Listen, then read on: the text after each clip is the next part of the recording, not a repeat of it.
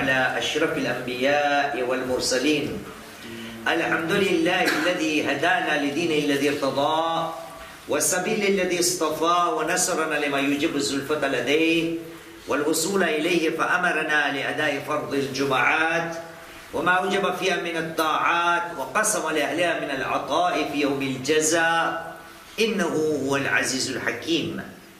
ثم الصلاة والسلام على أشرف الأنبياء والمرسلين سيدنا الممجد بشيرنا المصدق نذيرنا المؤيد المصطفى الأمجاد والمحمود الأحمد الذي سمي في السماء بأحمد وفي الأرض بأبي القاسم محمد.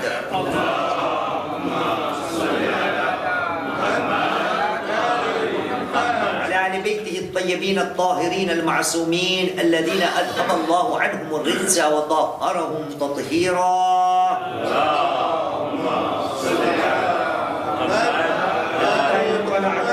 أجمعين من الآن إلى قيام يوم الدين. أما بعد أوصي نفسي أوصيكم بالتقوى فإن خير الزاد التقوى. قال الله العظيم في كتابه بسم الله الرحمن الرحيم وتزودوا فإن خير الزاد التقوى. آمنا بالله صدق الله العلي العظيم. صلوا على محمد وآل محمد. اللهم صل على محمد. أما بعد فقد قال الله العظيم في كتابه الكريم وهو أصدق القائلين وقوله الحق بسم الله الرحمن الرحيم إنا علينا للهدى. آمنا بالله صدق الله العلي العظيم وصدق رسوله الكريم ونحن على ذلك من الشاهدين. رب اشرح لي صدري ويسر لي أمري واحلل عقدة من لساني يفقه قولي. صلوا على محمد وعلى محمد.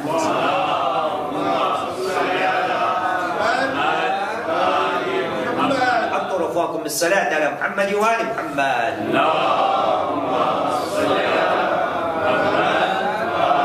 محمد وآل بالصلاة على محمد وآل محمد. اللهم صل على محمد طيبوا أنفاسكم بأعلى أصواتكم بالصلاة على محمد وآل محمد. اللهم صل على محمد وآل محمد. Chers frères, alhamdoulilah wa ta'ala, avant quelques jours, nous avons tous ensemble commémoré des dates qui nous sont précieuses. Nous avons commémoré ensemble la naissance de notre troisième imam, l'imam Hussein alayhi salam.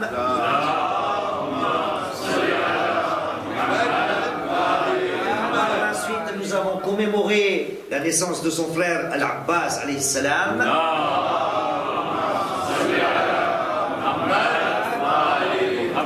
Et avant 2 jours, ensemble, nous avons pensé à notre quatrième imam, l'imam Zainul Abidin alayhi salam.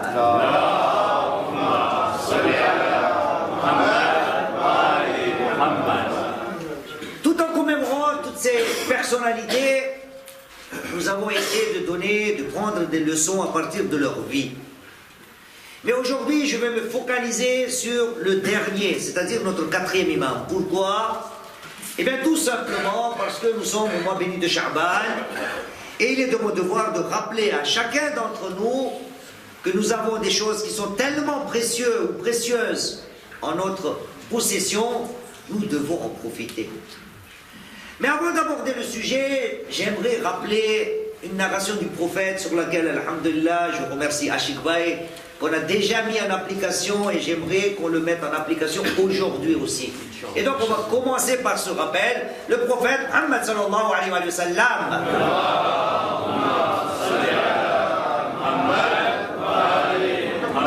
Le prophète a dit Inna man istaghfara fi Sha'ban, Inna man istaghfara fi Sha'ban fi kulli yawm ou kullu yawm 70 marra. Celui qui va demander pardon à Allah subhanahu wa ta'ala tous les jours durant le mois béni de Sha'ban 70 fois كمن كان قد استغفر في غيره من الشهور 70,000 مرة. C'est comme s'il avait demandé pardon dans d'autres mois que celui du mois de Sha'ban 70 000 fois. Et quand on lui pose la question, Ya Rasulallah, comment doit-on demander pardon? Il répond 70 fois Astaghfirullah wa as'aluhu tawba. Et donc, Inch'Allah, Achid Bay, vous remettez ça aujourd'hui, comme ça, qu'on se sente, qu'on respire le mois de Sha'ban. Sallu ala Muhammad wa ala Muhammad.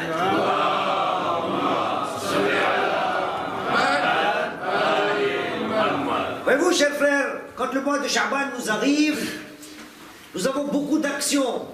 Et avant 2 jours, 3 jours, j'ai parlé du 4e imam. De quelle manière le 4e imam a mis en application ce qui lui a été révélé de la part du prophète, car il était le 4e successeur du prophète. Voyez-vous, j'ai dit l'autre côté aussi. Allah subhanahu wa ta'ala, quand il nous énumère, ou quand il nous dit, quand il nous parle à propos de ses bienfaits, jamais il nous dit que je vous ai fait une faveur. Ils sont mentionnés, les bienfaits d'Allah subhanahu wa ta'ala dans le Saint-Coran. Et il y a un bienfait pour lequel Allah subhanahu wa ta'ala appuie, pour nous faire comprendre que c'est un bienfait qui est très précieux. Il s'agissait de quoi, ceux qui étaient là dans le discours? Vous n'étiez pas là? Oui. Al-Hidayah ou Al-Risalah. Voyez-vous de quelle manière Allah subhanahu wa ta'ala en parle? Il dit Bismillahirrahmanirrahim, chapitre 3, verset 164. Il dit Bismillahirrahmanirrahim, Laqad manna Allahu ala al-mu'minin. Laqad manna Allahu. Allah subhanahu wa ta'ala a très certainement fait une faveur. Voyez-vous, Allah subhanahu wa ta'ala parle de cette faveur. Et après il dit qu'il a envoyé de vous, parmi vous, quelqu'un qui va vous faire quoi? Même si vous étiez dans un égarement clair et net. Et donc, Allah subhanahu wa ta'ala nous dit, la faveur d'Allah subhanahu wa ta'ala pour chacun d'entre nous n'est autre que la guidance. Il est de notre devoir de prendre en considération cette guidance. Voilà pourquoi Allah subhanahu wa ta'ala, quand il parle de la guidance, il se met, on va dire, en avant. Il dit, Bismillahirrahmanirrahim, dans le chapitre 92 du Saint-Coran, Layl, verset 12, il dit, Bismillahirrahmanirrahim, Inna alayna lal-huda. En vérité, la guidance est notre devoir. Donc vous voyez, la guidance est tellement importante. Et je me suis posé, nous sommes posé la question avant 3 jours. Nous commémorons la naissance du 4e imam, l'imam Zayn al-Abidin alayhi salam.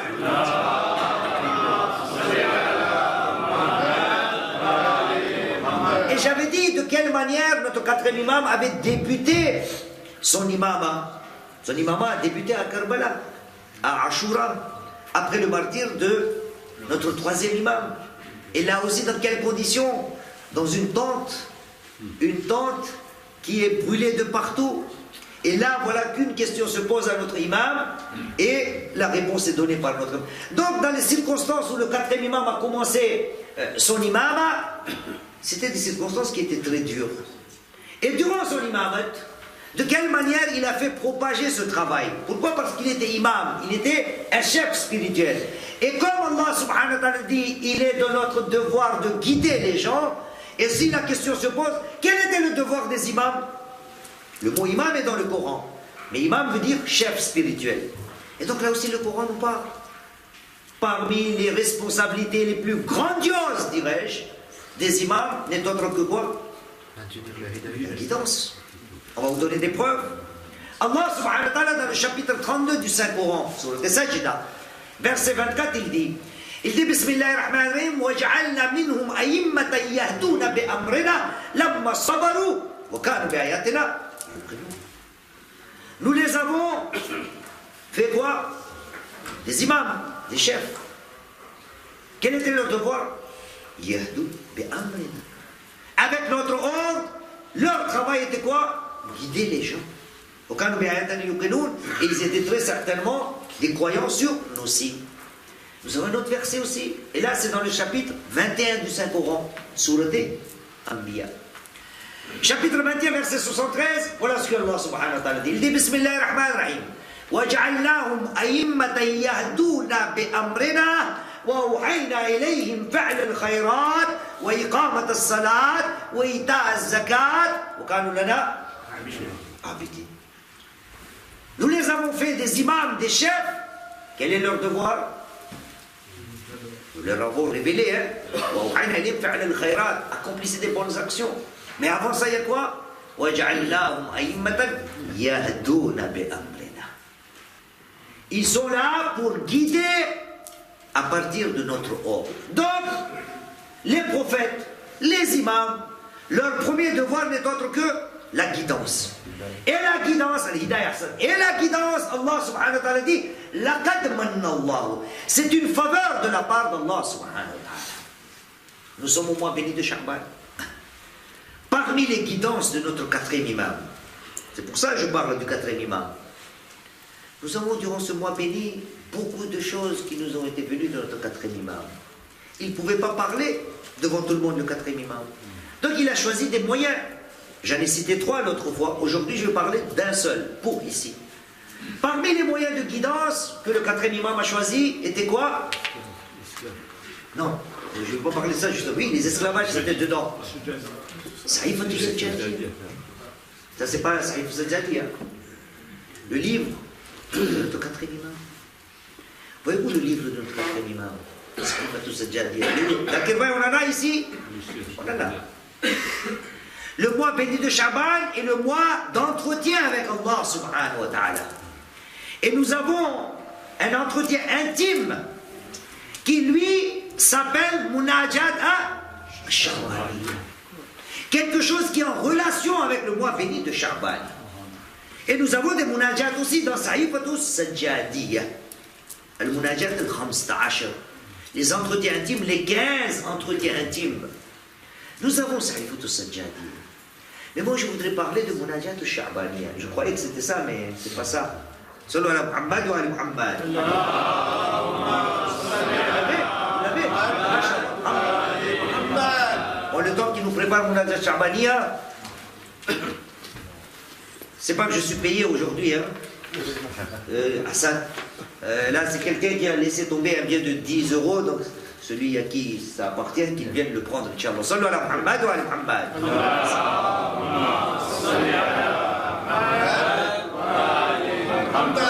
Al-Munajat al-Sha'baniyya, des entretiens à qui on a donné le nom de Sha'ban. Le lien a été fait. Voyez-vous, Munajat al-Sha'baniyya. Munajat al-Sha'baniyya. Que voulez-vous que j'en parle? De quelle manière nos ulama, de quelle manière nos érudits nous donnent leur avis sur Munajat al-Sha'baniyya? Je vais vous énumérer quelques points. Marhoum Ayatollah Khomeini, dans son testament,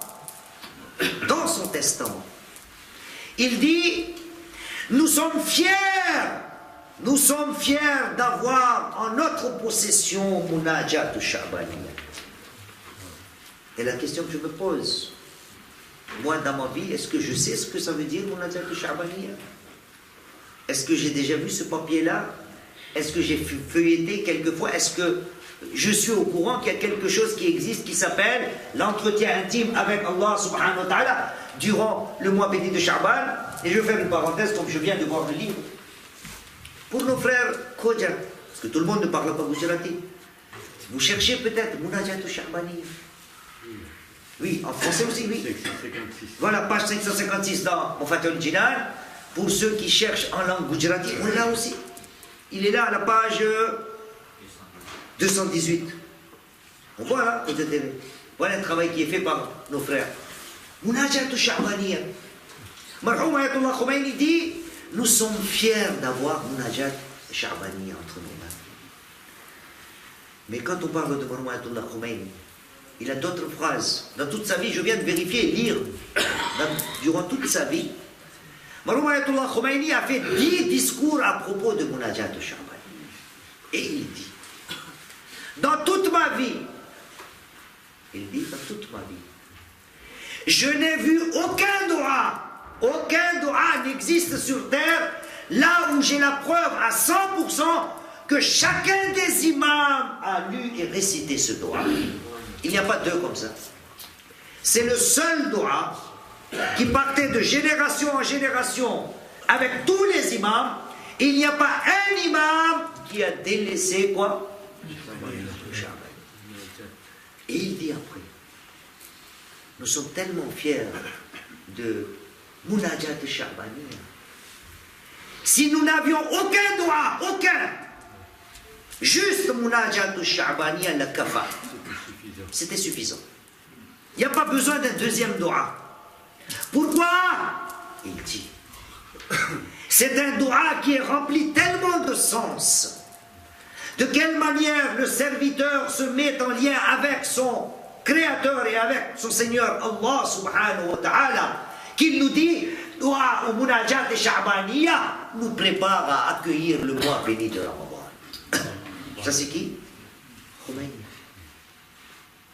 C'est Ali Khamenei, qui est actuellement vivant. Lui aussi il dit, je n'ai jamais vu un dua ou un munajat ou un entretien intime aussi profond que munajat sha'baniya. C'est un dua qui prépare le serviteur comment parler avec son Seigneur. C'est un dua tellement profond, c'est un entretien intime tellement profond qu'aucun des imams n'a jugé utile de le laisser de côté. Marhoum Ayatollah Malik al-Tabrizi, testament. Munajat al-Sha'baniya du'auna wa munajat ma'roufa. Tellement connu par tout le monde, que les gens qui la connaissent attendent fermement quand arrive le mois béni de Sha'ban pour que nous puissions le ou la réciter. Le Munajat de Sha'ban. Chers frères, je suis allé à la recherche. Je connais la version de l'Ashik Baya, est une version, on va dire, très littéraire. Mais si on voulait, oui, Christian Bonneau, traduction. Si on veut, on va dire, un munajat ou sha'baniya un peu niveau bas au niveau du français, il existe sur internet, sur Wikipédia. Munajat ou sha'baniya. Lisons, récitons au moins une fois dans la vie. Munajat ou sha'baniya est un munajat qui n'a jamais été laissé par aucun des imams. C'est le seul dua pour lequel nous avons des certifications à 100% que chacun des imams a lu et récité de génération en génération Munajat al-Sha'ban. Cela nous vient de notre premier imam, l'imam Ali ibn Abi Talib.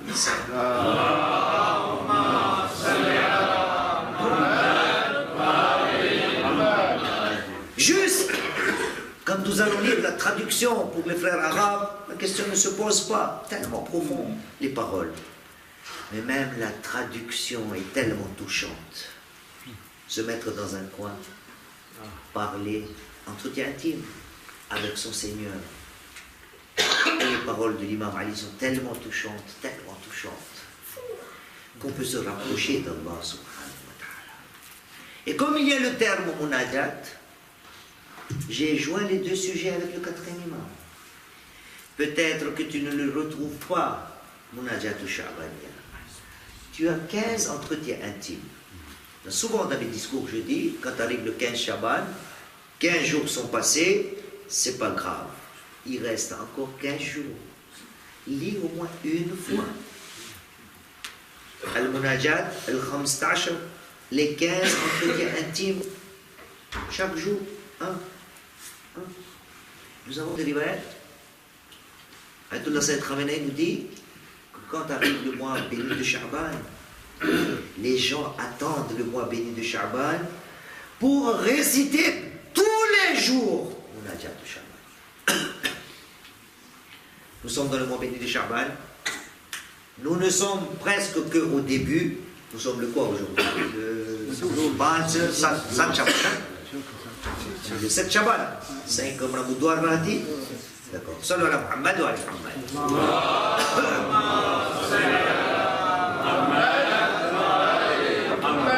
Inch'Allah, il nous reste encore 3 semaines pour comprendre, étudier le Munajat al-Sha'ban. C'est un dua tellement profond. Il n'est pas long, hein? Ça prend 10 minutes, 15 minutes, pas plus. Mais tellement rempli de bon sens, tellement rempli de bon sens, que Marhoum Ayatollah Khomeini l'a mis dans quoi? Dans son testament. En disant, nous sommes fiers de Munajat al-Sha'ban. Et il ajoute une chose. Marhoum Ayatollah Khomeini nous dit, quand j'entends et je vois Munajat al-Sha'baniya, je me dis, j'ai affaire à de vrais imams. Parce qu'ils sont là pour nous guider. Mon sujet est quoi, la guidance? Quand on entend, quand on écoute, quand on lit, quand on récite, quand on comprend Munajat al-Sha'baniya, on se dit, voilà le travail des imams, ils sont là pour nous guider. Allah subhanahu wa ta'ala dit, Bismillahirrahmanirrahim, وَجَعَلْنَا مِنْهُمْ أَئِمَّةً يَهْدُونَ بِأَمْرِنَا. Allah subhanahu wa ta'ala dit, وَجَعَلْنَاهُمْ أَئِمَّةً يَهْدُونَ بِأَمْرِنَا. Ils sont là pour nous guider. Quand je vois Munajat al-Sha'baniya, je me sens guidé. Qui? Ayatollah Khomeini se sont guidés. Qu'en est-il de moi et pour moi? Où suis-je moi? Arif Billah, lui il dit, je me sens guidé grâce à quoi? Munajat al-Sha'baniya. Et moi, peut-être je ne la connais même pas. Peut-être. هذا الحمد لله رب العالمين ربنا تقبل منا إنك أنت السميع العليم بسم الله الرحمن الرحيم والعصر إن الإنسان لفي خسر إلا الذين آمنوا وعملوا الصالحات وتواصوا بالحق